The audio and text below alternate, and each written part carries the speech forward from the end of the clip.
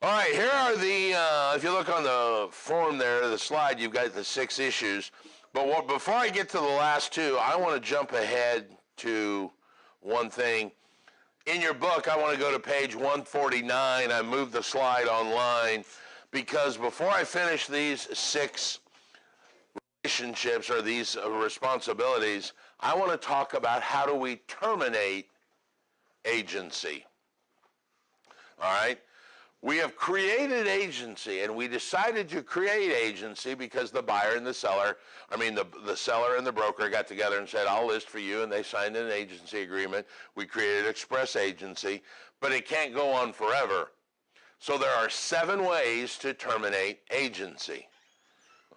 The most common one, and hopefully the most preferable one, is you complete the purpose of the agency. You sell the house. All right? You sell the house. That would terminate agency. Death or incapacitation of the agent or the client. Now, who's the agent?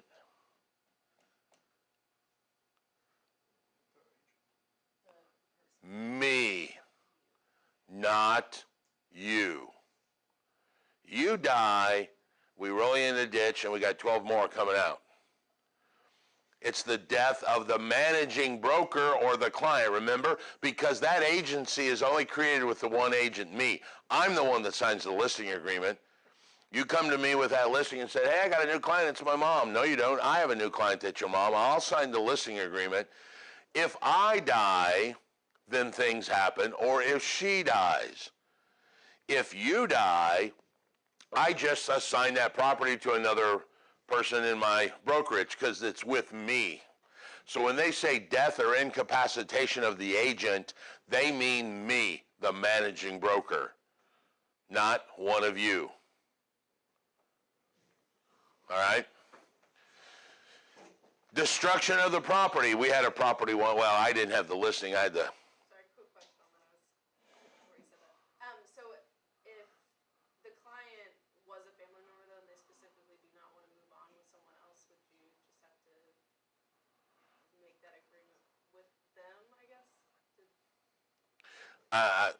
So like the example you're using. So if you were like, your client was my mother, I died, my mom doesn't want to use someone else.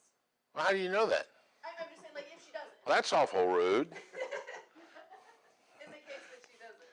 I know that technically well, wouldn't be. The question is, does she have to stay with me if you die?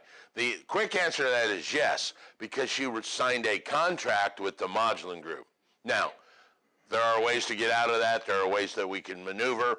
But the easy answer is she is still locked in with me. All right? Even though 90% of the time, I don't know who the client is. This is one of those things, once again, here's black, and here's what, no. Like the client that I went to the closing with this morning, all right? Technically, my client. I'm the managing broker. Renee is one of my agents. She's a good agent. Trust her. She does her job really well. Found this agent, or found this client. And the client said, my agent this. And Renee says, my client this. And the reality is, it's my client. Well, when that client called me and said, look, I'm having personal conflict with your agent. I want you to take over the deal. I said, I would be more than happy to. Problem is I don't know who you are or your name. I couldn't pick you out of a lineup. What address are you dealing with? What side of the table are we sitting on? Because 90% of the real world, if not 100% of the real world, I don't know your mom from Adam, and she's only with me because of you. But that's not how we got to answer these questions, all right? So she would be under contract with me. If you passed away, her contract would still stay in place, and she would still be listed with the Modulin Group, only she'd now be dealing with, one of these other yahoos. All right? Now, we're going to get to the later, and we can talk about how we can undo that and things like that. Destruction. I was involved in a deal where the listing burnt to the ground. got hit by lightning and burned to the ground. Wasn't my property, thank goodness. I had the buyer, knock on wood. We just went and bought another house. Expiration. Listing contracts have to have a definite expiration. You cannot have perpetual, self-renewing listing contracts. Starts on January the 1st, ends on whatever day you pick. It can't renew. You got to go out and talk to them and go, hey, I know that I've messed around for 6 months, but I'm really serious this 6 months. Can we re-sign a new contract? Miguel? What do you use on the date expiration? Year? Do you use 6 months? It depends how the market is running. I mean, 6 months, I say, is kind of common, but I remember in 2011, 2012, you might be doing a year contract because the market was so slow that in 6 months, nothing happened. You might want to hold it longer, you know. So it's going to really depend on what your managing broker tells you he wants. You know, I've seen 4-month contracts. In this market, when you're selling them in hours, you know, you might do a 3-month contract. I personally never would, but could be. Mutual agreement. Both parties could agree to disagree. I don't like the shirt you're wearing. Well, I hate that tie you got on. Let's split. All right. The key here is the word mutual. What does mutual mean? Both parties have to agree. So theoretically, back to the question you asked, your mother could then come to me and go, hey, look, she's passed away. I've got another sister that works for KW, so I want to take the contract and go to her. I could say no. I've had people look at your property. We got a chance there's an offer coming in. I've spent money on the marketing. So, sorry, no. And I have said no many times. Or I could say, yeah, you're right.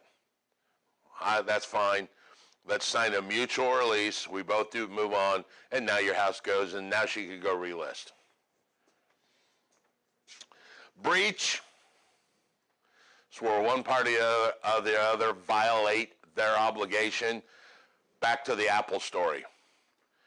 If I would have said, yeah, let's list right now, sign the listing agreement, and he signs the listing agreement, and then he says, oh, and by the way, don't, oh, you violated the fair housing clause inside of this listing agreement, you've breached we're done. And we automatically terminate for breach. All right? And then the last one is operation of law, like a bankruptcy. That'll terminate. You never want to hear your client say BK. That doesn't stand for Burger King. All right? So what you have are these 7 ways to terminate this agency that you created. Completion, destruction, death, expiration, mutual agreement, breach, operation of law. That would kill agency. So what I want you to do, and we're going to do it here, is go back to those agency relationships. During this agency time frame, from the day you create agency until one of those 7 things happen, you have all 6 of these responsibilities. Care, obedience, loyalty, disclosure. Tastes like coffee. It could be worse. Not much. I love that in Young Frankenstein. Could be worse. How could it be worse? Could be raining.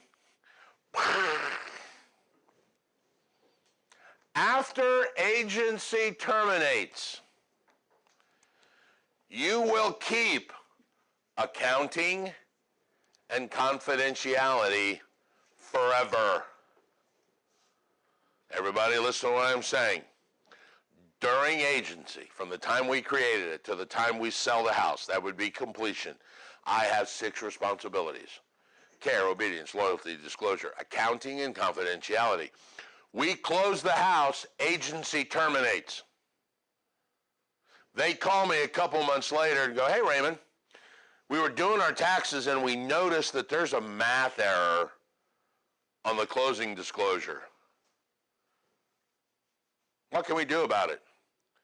I cannot say, hey, TFB, I'm not your agent anymore. We killed agency. No, accounting stays forever. So they go, hey, you did a really good job. I know we've terminated agency, but I got a problem. You go, oh, okay. You know what? Let me call the title company. We'll work it and see what we can find out. I'll get back to you. Even though I have no agency with you now, accounting I keep forever. All right? Confidentiality I keep forever.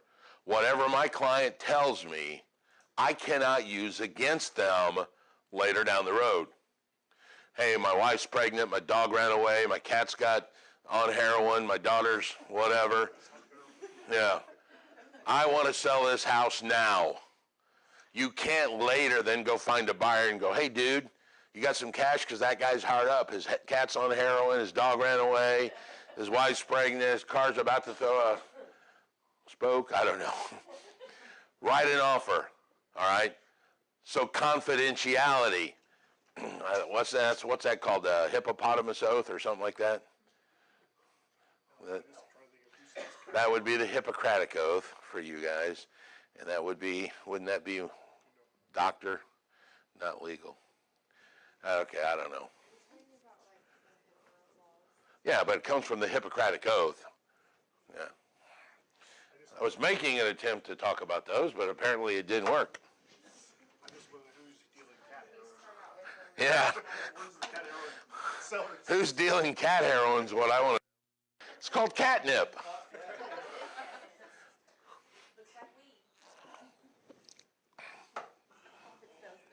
Maybe we should buy cat. No, we can't record that part. I don't want to get recorded committing a felony.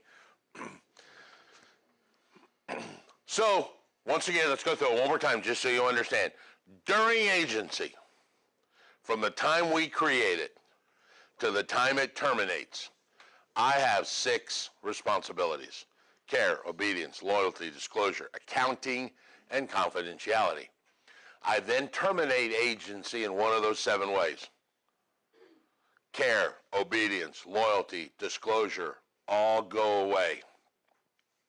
I keep accounting and confidentiality forever. Even if it's terminated, especially if it's terminated.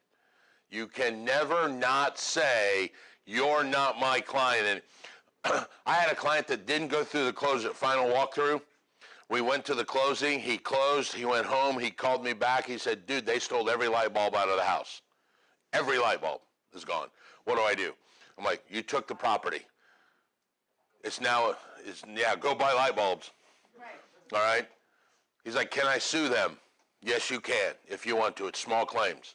You can't go have it undone. He's like, will you come and be with me during the lawsuit?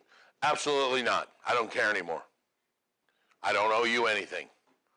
And I'm not driving to Noblesville to sit in a small claims court for 3 hours and wait for him to call us and not being compensated for this. Now, I'm being rude about it, but the point I'm showing you is I no longer owed him allegiance because agency terminated when he signed the documents, took possession of the home, the deed transferred, agency terminated. I no longer have care, obedience, loyalty, and disclosure. So when he said, will you do that with me? Nope. I don't care. You didn't listen to me when I told you to go through the pre-closing walkthrough, and now you're paying the price. I am not going to be subjected to your idiotic ways because you want to go to small claims court, especially I live in Nashville, Indiana, and you want to go to the Noblesville small claims court. Here's the worst problem. You're not going to get small claims for 3 or 4 weeks. Are you going to live in the dark for 3 or 4 weeks? No, you're going to go buy light bulbs tonight one way or the other. Let it go. Let it go. All right, moving on.